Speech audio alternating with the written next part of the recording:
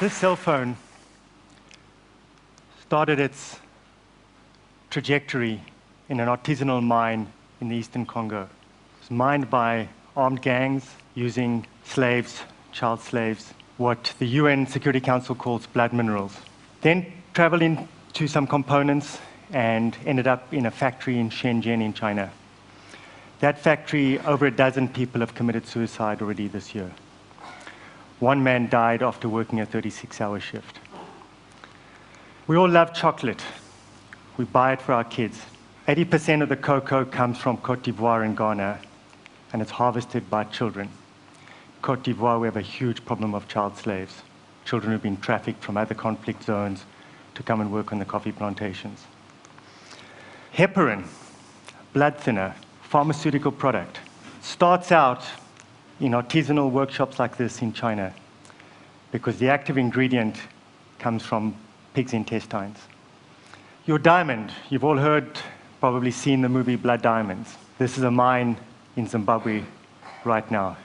Cotton. Uzbekistan is the second biggest exporter of cotton on earth. Every year, when it comes to the cotton harvest, the government shuts down the schools, puts the kids in buses them to the cotton fields to spend 3 weeks harvesting the cotton.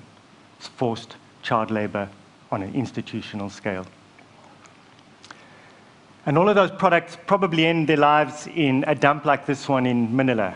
These places, these origins, represent governance gaps.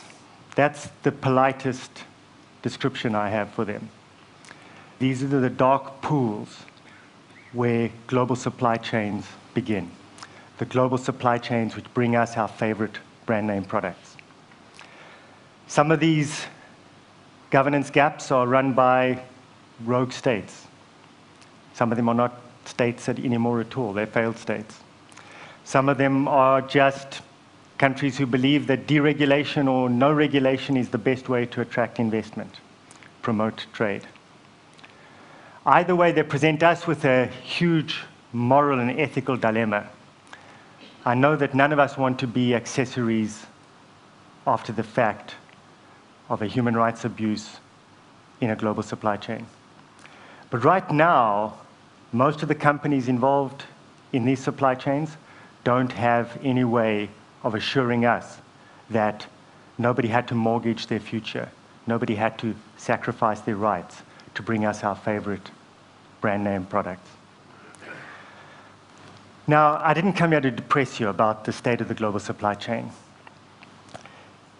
We need a reality check. We need to recognize just how serious a deficit of rights we have. This is an independent republic, probably a failed state. It's definitely not it's not a democratic state. And right now, that independent republic of the supply chain is not being governed in a way that would satisfy us that we can engage in ethical trade or ethical consumption. Now, this is not a new story. You've seen the documentaries of sweatshops making garments all over the world, even in developed countries. If you want to see the classic sweatshop, meet me at Madison Square Garden. I'll take you down the street and I'll show you a Chinese sweatshop. But take the example of heparin. It's a pharmaceutical product. You expect that the supply chain that gets it to the hospital probably squeaky clean. The problem is that the active ingredient in there, as I mentioned earlier, comes from pigs. The main American manufacturer of that active ingredient decided a few years ago to relocate to China because it's the world's biggest supply of pigs. And when their factory in China, which probably is pretty clean, is getting all of the ingredients from backyard abattoirs, where families slaughter pigs and extract the ingredient. So a couple of years ago, we had a scandal which killed about 80 people around the world because of contaminants that crept into the heparin supply chain. Worse, some of the suppliers realized that they could substitute a product which mimicked heparin in tests. This substitute cost $9 a pound, whereas real heparin, the real ingredient, cost $900 a pound. A no-brainer. Problem was that it killed more people. And so you're asking yourself, how come the US Food and Drug Administration allowed this to happen? How did the Chinese State Agency for Food and Drugs allow this to happen? And the answer is quite simple. The Chinese define these facilities as chemical facilities, not pharmaceutical facilities, so they don't audit them. And the US FDA has a jurisdictional problem. This is offshore. They actually do conduct a few investigations overseas, about a dozen a year, maybe 20 in a good year. There are 500 of these facilities producing active ingredients in China alone.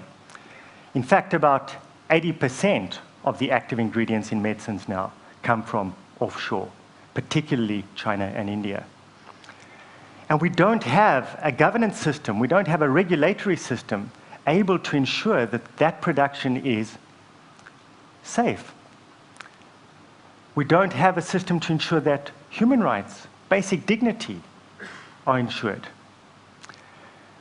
So at a national level, and we work in about 60 different countries, at a national level, we've got a serious breakdown in the ability of governments to regulate production on their own soil. And the real problem with the global supply chain is that it's supranational. So governments who are failing, who are dropping the ball at a national level, have even less ability to get their arms around the problem at an international level. And you can just look at the headlines. Take Copenhagen last year. Complete failure of governments to do the right thing in the face of an international challenge. Take the G20 meeting a couple of weeks ago. Stepped back from its commitments of just a few months ago. You can take any one of the major global challenges we've discussed this week and ask yourself, where is the leadership from governments to step up and come up with solutions, responses to those international problems? And the simple answer is that they can't. They're national. Their voters are local. They have parochial interests. They can't subordinate those interests to the greater global public good. So if we're going to ensure the delivery of the key public goods at an international level, in this case in the global supply chain, we have to come up with a different mechanism. We need a different machine. Fortunately, we have some examples. In the 1990s, there were a whole series of scandals concerning the production of brand name goods in the US, child labor, forced labor, serious health and safety abuses. And eventually President Clinton in 1996 convened a meeting at the White House, invited industry, human rights NGOs, trade unions, the Department of Labor, got them all in a room and said, look, I don't want globalization to be a race to the bottom. I don't know how to prevent that, but I'm at least going to use my good offices to get you folks together to come up with a response. So they formed a White House task force, and they spent about 3 years arguing about who takes how much responsibility in the global supply chain. Companies didn't feel it was their responsibility. They don't own those facilities. They don't employ those workers. They're not legally liable. Everybody else at the table said, folks, that doesn't cut it. You have a custodial duty, a duty of care, to make sure that that product gets from wherever to the store in a way that allows us to consume it, not without fear of our safety or without having to sacrifice our conscience to consume that product. So they agreed, okay, what we'll do is we agree on a common set of standards, code of conduct. We'll apply that throughout our global supply chain, regardless of ownership or control. We'll make it part of the contract. And that was a stroke of absolute genius, because what they did was they harnessed the power of the contract, private power, to deliver public goods.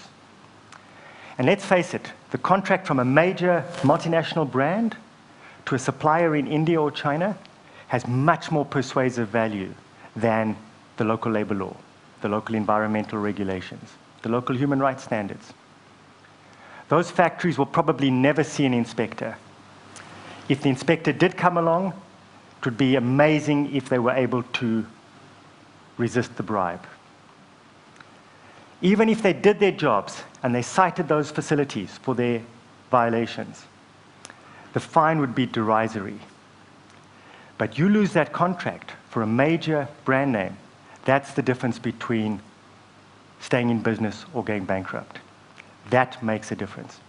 So what we've been able to do is we've been able to harness the power and the influence of the only truly transnational institution in the global supply chain, that of the multinational company, and get them to do the right thing. Get them to use that power for good, to deliver the key public goods. Now, of course, this doesn't come naturally to multinational companies. They weren't set up to do this. They're set up to make money. But they are extremely efficient organizations. They have resources, and if we can add the will, the commitment, they know how to deliver that product. Now, getting there is not easy. Those supply chains I put up on the screen earlier, they're not there. You need a safe space. You need a place where people can come together, sit down without fear of judgment, without recrimination, to actually face the problem, agree on the problem, and come up with solutions. We can do it. The technical solutions are there.